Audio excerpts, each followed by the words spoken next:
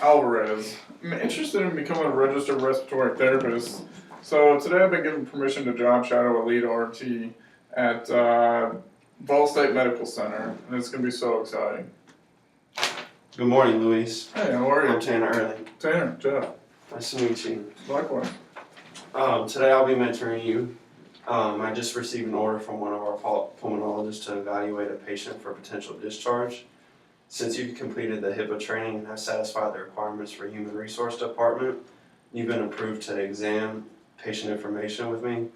So let's review the patient's electronic medical record. Okay. So I always begin by reviewing admission information. It contains SOAP, which stands for all different letters.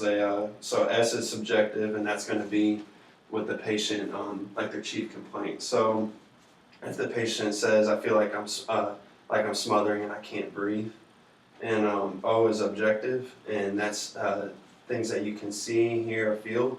So some measurements that you can take, such as heart rate, blood pressure, temperature, things that you can hear, like diminished breath sounds, hyperresonant percussion note, and expiratory wheezes, and then just general appearance stuff, things that you can see on the patient, such as pidal edema, digital clubbing, and then special procedures like chest x-rays and PFTs. And then the A in SOAP stands for assessment, and this is it's kind of like the diagnosis, so what the patient has. So if they have bronchospasm, any pulmonary hyperinflation, and then P in SOAP is plan, and this is how we're going to address the patient problem. Okay. So we can begin protocols for ventilator management, oxygen therapy, and aerosol therapy. And SOAP is used for the patient's medical record and admission records. So this patient is well known to our department. Mrs. Tubbs is a 54-year-old African American female.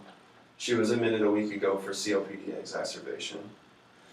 So Mrs. Tubbs appeared to be in moderate amount of distress when she arrived.